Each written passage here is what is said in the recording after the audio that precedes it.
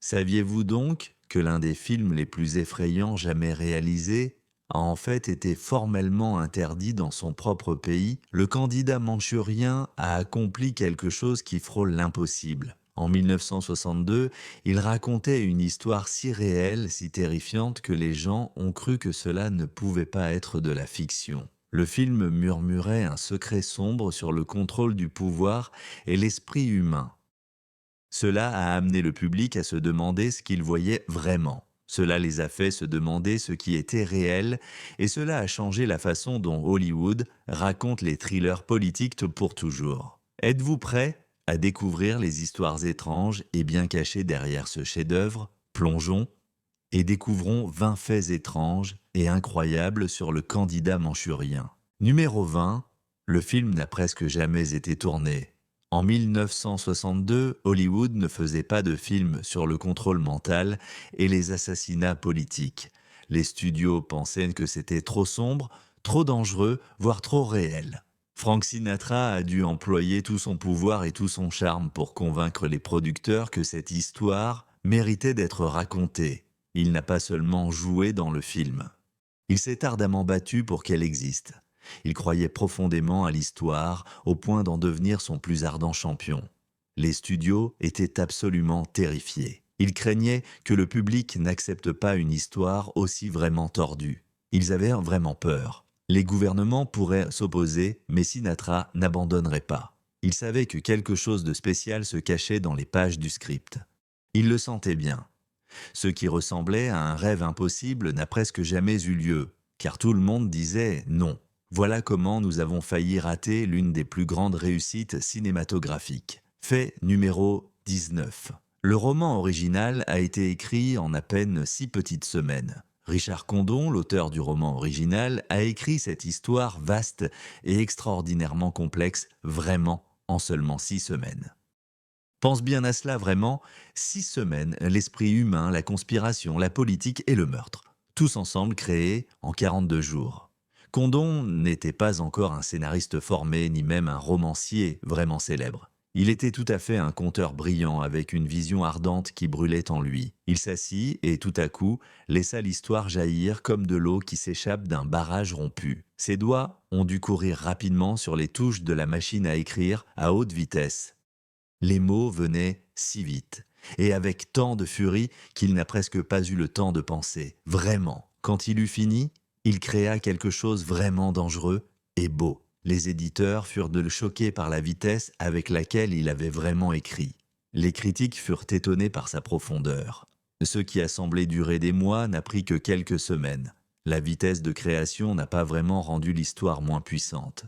Cela le rendait encore plus cru et sans retenue. Le fait numéro 18, Frank Sinatra avait presque quitté le projet. 3 fois, pendant le tournage mouvementé, Frank Sinatra a failli abandonner. Non pas une fois, ni 2 fois, mais bien 3 fois distinctes. Le poids émotionnel du personnage l'écrasait. En jouant le Major Marco, un homme hanté par des cauchemars et par la manipulation mentale l'obligeait à explorer des recoins sombres de son esprit intime. Sinatra était célèbre pour être élégant, incroyablement calme et profondément sûr de lui, mais ce rôle l'exigeait. Il montrait la peur. Cela exigeait qu'il montre sa faiblesse. Cela exigeait qu'il soit vraiment humain d'une manière que le public n'avait jamais vue auparavant. Le réalisateur le poussait de plus en plus loin. Le scénario demandait de plus en plus de son âme. Sinatra arrivait sur le plateau certains matins et disait au producteur qu'il en avait fini. Il ne pouvait plus faire cela, vraiment. Ça faisait vraiment trop mal, mais quelque chose le ramenait toujours. Peut-être que c'était son orgueil, peut-être que c'était le respect profond de l'histoire, peut-être que savoir que ce film pouvait être quelque chose d'inoubliable à chaque fois qu'il était sur le point d'abandonner. Il trouva le courage de rester malgré tout. Ce qui semblait être un jeu d'acteur facile était en réalité un combat avec lui-même chaque jour. Fait numéro 17. La séquence d'hypnose a été tournée sur une période de 3 jours, avec une précision méticuleuse. L'une des scènes les plus perturbantes du cinéma survient lorsque les soldats soumis au lavage de cerveau sont hypnotisés. Cela n'a pas été rapide, cela n'a pas été facile. Les réalisateurs ont passé 3 jours entiers à filmer méticuleusement la séquence qui dure 7 minutes. Pourquoi? Parce que chaque détail devait être absolument parfait, chaque ombre, chaque chuchotement, chaque regard vide et inexpressif. Le réalisateur voulait que le public ressente la manipulation qui se déroulait en temps réel à l'écran. Les acteurs devaient jouer une sorte de vide maîtrisé, éveillé mais sans être conscient pour le public. C'est un exercice de jeu d'acteur extrêmement difficile. C'est comme faire semblant que son esprit n'est pas chez lui. Le directeur de la photographie devait éclairer chaque plan pour que la pièce paraisse froide et clinique. Le concepteur sonore a dû concevoir des sons qui paraissaient à la fois hypnotiques et nettement inquiétants. Des musiciens ont composé une musique qui vous fait littéralement la chair de poule. 3 longs jours de travail, rien que pour 7 minutes d'écran. C'est ce genre de soin qui distingue vraiment les grands films des films ordinaires. C'est le dévouement envers l'artisanat que le public ressent jusque dans ses os, même s'il ne comprend pas pourquoi. Fait numéro 16, la scène de la garden party très chic a failli déclencher une vraie émeute. Il y a une scène célèbre où les personnages sont à une garden party élégante et l'ambiance bascule soudainement vers quelque chose de surréaliste et de dérangeant. Pendant le tournage, de nombreux figurants ont été embauchés. Le contrôle de la foule est devenu un problème sérieux. Les figurants n'ont pas été informés vraiment de ce qui allait se passer. Ils pensaient que ce n'était qu'une simple scène de fête. Puis les acteurs ont commencé à se comporter de manière étrange. L'ambiance est devenue tendue. Les gens ont commencé à agir de façon confuse et inconfortable. Une vraie confusion s'est propagée dans la foule. Des figurants. Ils ne savaient plus s'ils devaient continuer à jouer ou si quelque chose allait mal se passer. Quelques-uns d'entre eux ont paniqué et ont commencé à quitter le plateau. La sécurité a dû intervenir vite. Le réalisateur a laissé tourner les caméras car il a compris que la vraie peur sur les visages du public était parfaite pour la scène. Ce qui était censé être maîtrisé est devenu soudainement sauvage et réel. Le chaos qui aurait presque ruiné la scène a fini par la rendre inoubliable. Parfois, la meilleure magie du cinéma se produit lorsque les choses tournent mal. Le fait numéro 15, le personnage de Janet Leigh n'était même pas du tout dans le roman original.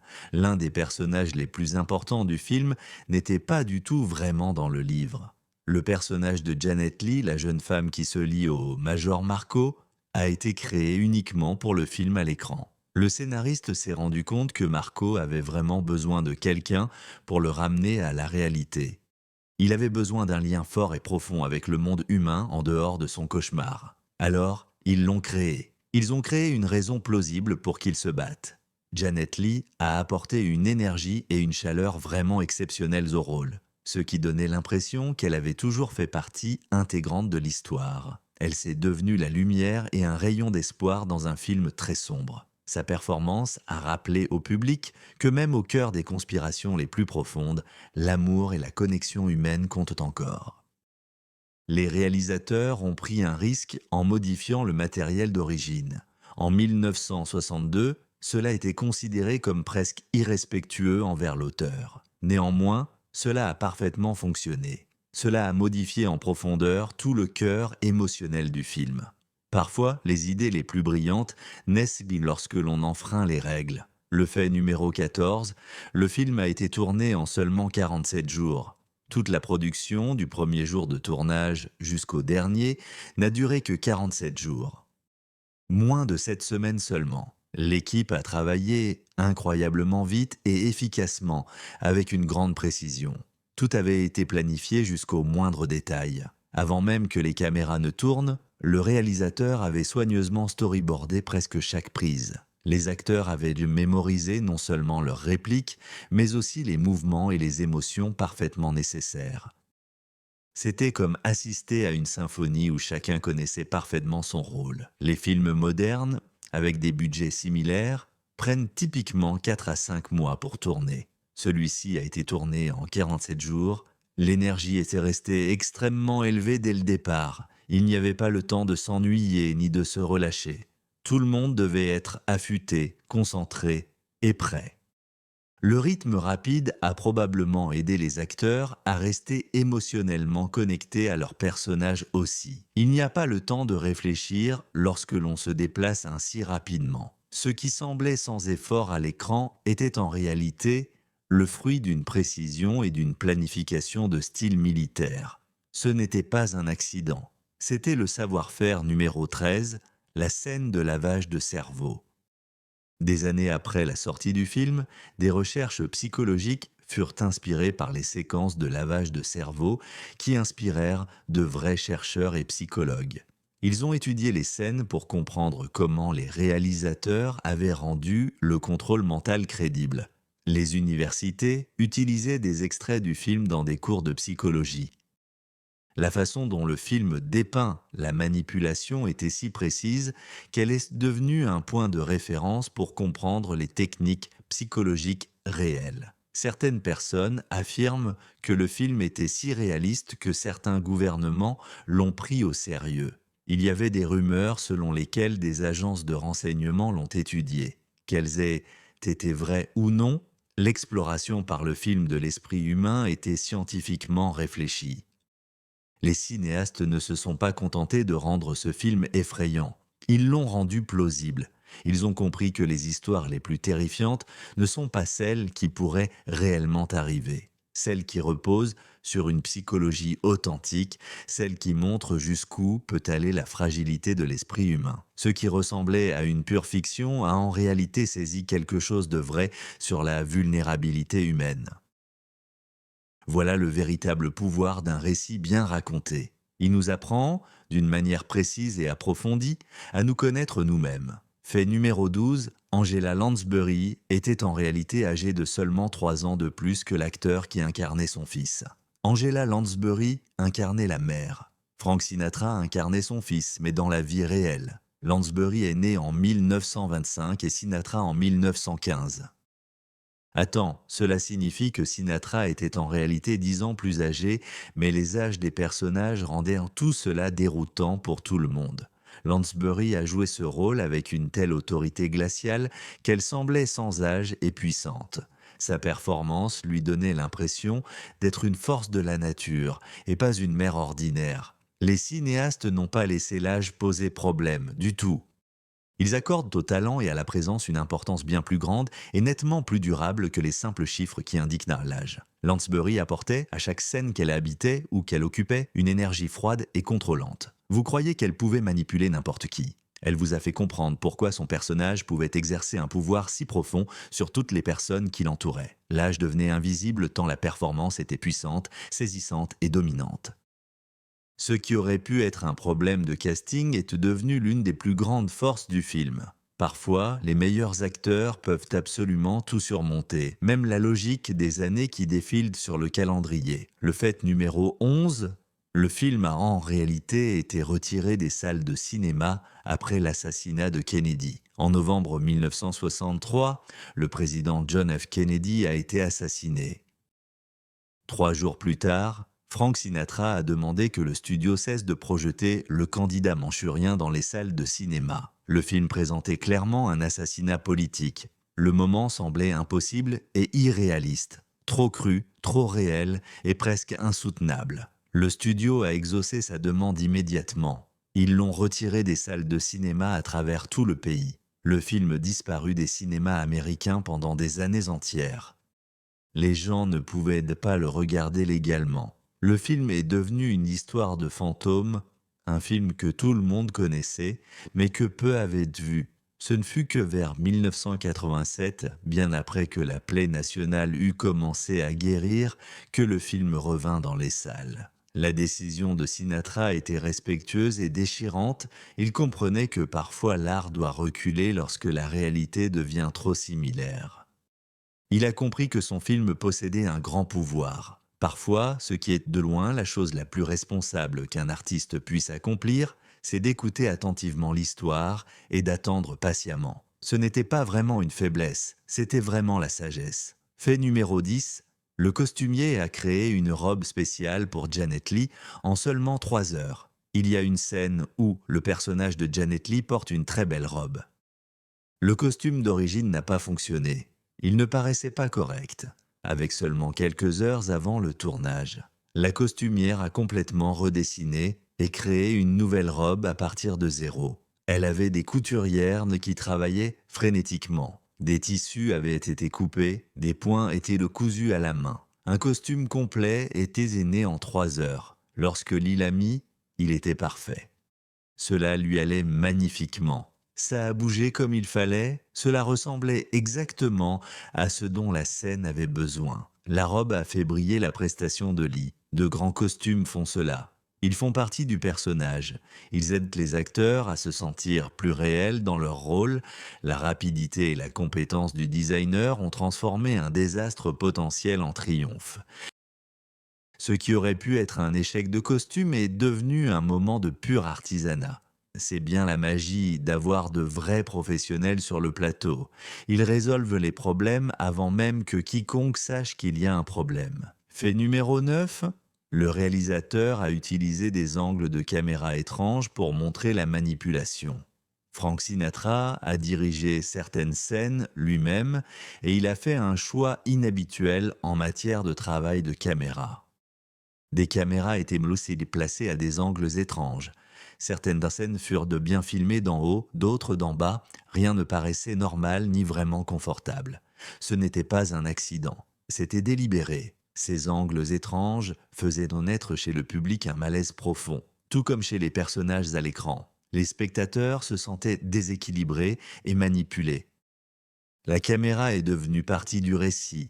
Elle est devenue un personnage. En inclinant le monde, le réalisateur a biaisé la perception. Cela a rendu le public vraiment un peu hypnotisé, un peu contrôlé. Les réalisateurs modernes étudient ces techniques à l'école de cinéma. Ils analysent comment le travail de la caméra crée des réponses émotionnelles profondes. Ce qui ressemblait à des choix créatifs était en réalité de la psychologie en mouvement. Le réalisateur a compris que le cinéma ne se résume pas à ce que l'on voit, mais à la manière dont on le voit. Voilà le véritable génie. Le fait numéro 8, il y avait une véritable controverse politique. Avant même la sortie du film, des politiciens s'en offusquaient à propos de celui-ci.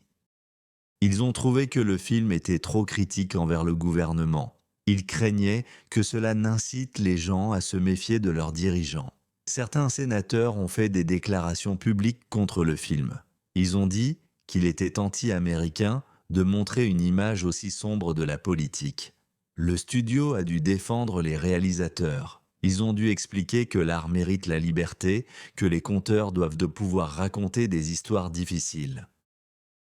La controverse a en réalité aidé le film. Cela a suscité la curiosité. Les gens voulaient en voir ce qui était si dangereux dans ce film. La colère du politicien est devenue une publicité gratuite. Ce qui a commencé comme un désastre potentiel est devenu un avantage marketing. Le film a démontré quelque chose d'important. Dans un pays libre, les artistes doivent être autorisés à créer une œuvre audacieuse. Même lorsque les politiciens ne sont pas d'accord, les leçons comptent encore aujourd'hui. Tout à fait. Parfois, la réponse la plus puissante à la critique est tout simplement de continuer à créer. Le 7e fait, la scène culminante. La scène, elle a été entièrement réécrite la nuit qui a précédé le tournage. La dernière scène du film n'a pas été finalisée jusqu'à la nuit où ils l'ont tournée. Les écrivains et les réalisateurs veillèrent au tard pour discuter de la fin de l'histoire, convaincus qu'elle définirait tout le film. Quel message le film, selon vous, doit-il laisser au public? Y aura-t-il vraiment de l'espoir? Y aura-t-il aussi de la tragédie? Ou peut-être les deux? Ils réécrivirent sans cesse jusqu'à ce qu'ils trouvent quelque chose qui leur paraissait vraiment vrai. Le lendemain matin, les acteurs arrivèrent sur le plateau et apprirent de nouveaux dialogues. Ils ont dû l'intérioriser très rapidement, ils ont dû le jouer sans trop de répétition, bien sûr. Mais d'une façon ou d'une autre, cette fraîcheur a vraiment fonctionné. Le manque de répétition rendait les émotions brutes et vraiment réelles. Les acteurs ont joué par instinct. Ce qui aurait pu être un désastre est devenu l'un des moments les plus puissants et mémorables du film. Ce n'était pas du tout de la paresse. C'était une manifestation de confiance. La confiance dans les acteurs et la confiance dans le processus créatif. Faites confiance au fait que, parfois, le meilleur art naît d'un travail rapide et soutenu sous pression. Le fait numéro 6, Frank Sinatra traversait une tragédie profondément personnelle. Pendant le tournage lui-même, pendant le tournage du Candidat manchourien, Frank Sinatra traversait l'une des périodes les plus sombres de sa vie personnelle. Il souffrait de chagrin d'amour et d'une profonde douleur émotionnelle et durable. Chaque scène qu'il incarnait provenait d'une souffrance réellement vécue et ressentie. Sa douleur devint celle de Major Marco. Sa confusion devint celle du personnage. Les meilleures performances proviennent souvent d'acteurs qui versent leur propre souffrance authentique dans leur rôle, sans artifice. La crise personnelle de Sinatra devint alors le carburant émotionnel du film. Il n'agissait pas seulement, il réinterprétait sa vie à travers le rôle. C'est pourquoi son jeu paraît si vrai et vraiment profond. C'est pourquoi le public ressent vraiment, avec une grande intensité, sa douleur. C'est pourquoi le personnage est profondément inoubliable. L'art vient souvent des lieux les plus sombres, nichés au fond du cœur de l'artiste. Les plus grandes histoires du monde naissent souvent des plus grandes souffrances du monde. Le don de Sinatra pour transformer sa douleur en beauté est ce qui distingue le jeu d'acteur moyen du jeu d'acteur vraiment remarquable. Fait numéro 5, la partition du film a été composée d'une manière inhabituelle. Le compositeur a créé la musique du film d'une manière bien inhabituelle. Au lieu d'écrire des arrangements orchestraux traditionnels, il a intégré des sons dissonants et des instruments peu usuels.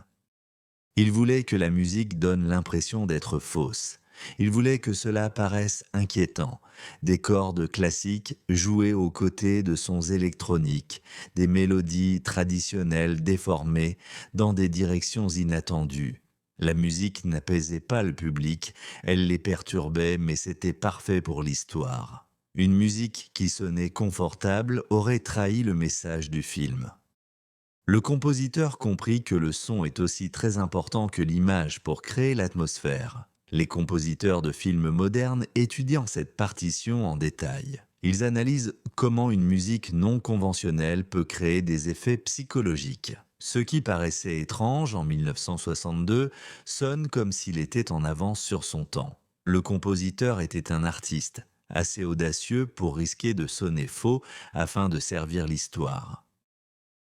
Fait numéro 4, précisément, comme prévu, tout à fait. Le déclencheur d'hypnose est inspiré par de vraies techniques d'espionnage. Ainsi, la scène, en réalité, où une carte déclenche les soldats hypnotisés, n'a pas été inventée, en fait. Les auteurs ont étudié des récentes techniques d'espionnage et de guerre psychologique. Ils ont étudié comment le renseignement utilisait le conditionnement psychologique. Vraiment. Ils ont appris ce que sont vraiment les mots déclencheurs et les signaux visuels. Puis ils ont transformé ces recherches en la méthode fictive de lavage de cerveau du film. La carte à jouer est devenue la représentation visible du contrôle invisible. C'était vraiment simple, c'était terrifiant. Cela reposait sur de vrais principes psychologiques solides. Les réalisateurs n'ont pas simplement créé, en vrai, de la science-fiction. Ils ont créé des faits scientifiques présentés comme de la fiction. C'est pourquoi les scènes paraissent si crédibles. C'est pourquoi ils ont effrayé le public si profondément. Les grands thrillers reposent sur des fondations de vérité. Ils prennent des possibilités réelles et les portent légèrement plus loin. Ils se demandent « et si cela arrivait réellement ?» Cette question est ce qui pousse le public à se pencher en avant dans leur propre siège. Fait numéro 3, le film a été nommé pour plusieurs Oscars prestigieux. Le Candidat manchourien a reçu une reconnaissance considérable de l'industrie cinématographique. Il a été nommé aux Oscars. Il a été largement salué par la critique. Cela a prouvé que des récits audacieux et sombres pouvaient remporter le respect et des récompenses. Le film a montré à Hollywood que le public voulait des thrillers véritablement intelligents. Ils voulèrent des films qui les défiaient et les poussaient à réfléchir plus largement. Ils voulaient des histoires qui ne donnaient pas de réponse de facile, provoquant la réflexion. Une nomination était attribuée à la meilleure actrice dans un rôle de soutien. Angela Lansbury a reçu une reconnaissance pour sa remarquable prestation. On avait l'impression que les cinéastes avaient créé quelque chose de spécial. Mais le vrai prix fut l'impact durable du film. Des décennies plus tard, les critiques l'ont encore classé parmi les plus grands films jamais réalisés. Les étudiants l'étudient encore, les cinéastes tirent encore des leçons du film. Les récompenses disparaissent, mais le grand art demeure toujours. Le candidat manchourien a démontré que, en faisant un choix audacieux, en ayant confiance dans l'intelligence du public et en alliant l'art au courage, on crée quelque chose d'intemporel. Deuxième fait, le film a fortement influencé les thrillers politiques. Des décennies après la sortie du candidat manchurien, Hollywood a découvert un nouveau genre. Les thrillers politiques devinrent populaires parce que le public voulait ce type de narration intelligent et plein de suspense. Ce film a donné naissance à des cinéastes qui lui ont succédé et qui ont étudié ce film avec attention. Ils ont appris à instaurer la tension. Ils ont appris à créer la paranoïa. Ils ont appris à pousser le public à remettre en question la réalité. Les réalisateurs ont copié les techniques. Les scénaristes ont étudié le rythme. Les directeurs de la photographie ont analysé le style visuel. Le film est devenu un modèle pour raconter des histoires de pouvoir et de manipulation. Chaque thriller politique réalisé dans les années qui ont suivi a dû quelque chose au candidat manchourien. C'est comme si le film avait ouvert une porte et des centaines de cinéastes ont franchi le seuil. Cela a démontré qu'il existait un public pour un cinéma intelligent, sombre et engagé politiquement. Ce qui naquit d'un seul film audacieux devint vraiment tout un genre. C'est là la marque indéniable de la véritable originalité. Cela transforme à jamais le paysage de son art. Fait numéro 1, la fin du film était considérée comme impossible. Lorsque le scénario fut terminé, les responsables du studio ont lu la fin et ont déclaré que cela ne fonctionnerait pas. Ils pensèrent que le public le rejetterait sans doute. Ils pensèrent que c'était trop sombre, trop réel, trop tragique. Il voulait une fin vraiment différente, une fin porteuse d'un espoir encore plus fort, une fin où les bons et les méchants seraient plus nets. Mais les réalisateurs n'ont pas voulu la modifier. Ils croyaient au récit tel qu'il avait été écrit. Ils savaient que le public était assez intelligent pour comprendre une fin complexe et tragique. Ils avaient raison lors de la première projection en salle. Le public était resté silencieux pendant les crédits finaux. Certaines ont pleuré, des personnes se sont senties ébranlées, des personnes se sont senties en colère et bouleversées. Mais personne ne s'est senti déçu, vraiment. La fin était puissante parce qu'elle refusait de réconforter les spectateurs. Elle les invitait à rester face à la tragédie. Elle les invitait à réfléchir aux vérités sur le pouvoir, le contrôle et le coût de la liberté. La fin que les gens disaient ne pas pouvoir fonctionner est devenue celle qui a réellement bien rendu le film inoubliable. Parfois, la chose la plus courageuse qu'un artiste puisse faire est de refuser de rendre les choses faciles et accessibles au public. Fait intéressant, en prime, les scènes perdues qui montraient presque plus d'horreur. Pendant le tournage, les réalisateurs ont tourné des scènes supplémentaires qui ont exploré le lavage de cerveau avec des détails plus graphiques. Ces scènes, longtemps jugées potentiellement perturbatrices par les responsables du montage, ont été retirées du montage du film final. Même pour un long métrage qui porte sur le contrôle de l'esprit et l'assassinat, il existe des limites à ce que le public pouvait tolérer en 1962. Pendant de nombreuses années, les historiens du cinéma se sont livrés à des recherches approfondies pour retrouver ces scènes perdues. Certaines d'entre elles ont finalement été retrouvées, après des efforts considérables, dans les archives du studio. Quand le public moderne les regardait, il comprenait pourquoi ils avaient été coupés. Ils étaient profondément et véritablement dérangeants. Ils montraient comment l'esprit humain se décomposait de façon qui semblait presque insupportable. Le choix du réalisateur de les couper témoignait d'une sagesse. Le film fonctionne précisément parce qu'il suggère l'horreur sans tout montrer. L'imagination du public, cette capacité majeure, devient l'outil le plus puissant au service du film. Ce que le public imagine est souvent bien plus effrayant que ce qu'il voit réellement. Les scènes perdues représentent des chemins non empruntés, des choix créatifs faits pour servir l'impact émotionnel, peut-être davantage que de viser le choc. Parfois, ce que vous ne montrez pas est bien plus important que ce que vous montrez. Le candidat manchurien est plus qu'un simple thriller sur les espions et le meurtre. C'est une histoire véritablement complexe qui explore la vérité et le contrôle. C'est la lutte entre ce que nous pensons savoir et ce qui se passe autour de nous. C'est le courage qu'il faut pour voir clairement, même quand des personnes puissantes veulent que vous restiez aveugle. Le film nous rappelle, avec force et conviction, que la liberté n'est pas gratuite. Il exige que nous fassions attention, il exige que nous posions des questions, il exige que nous restions éveillés. Frank Sinatra et les réalisateurs ont créé quelque chose qui compte encore aujourd'hui, peut-être même davantage que ce qui comptait en 1962. Les avertissements du film sur la manipulation et le contrôle paraissent extrêmement pertinents pour chaque génération. C'est un véritable chef-d'œuvre car il accorde une grande confiance au public. Il respecte vraiment l'intelligence. Il refuse fermement de détourner le regard des vérités difficiles. Si vous aimez découvrir ces histoires cachées, veuillez vous abonner à notre chaîne. Chaque film classique porte des secrets bien gardés. Chaque film recèle des leçons importantes. Nous continuerons sans cesse à les découvrir. Une histoire à la fois, un fait à la fois, un film à la fois. Merci d'avoir regardé. Et souvenez-vous, restez éveillés et curieux.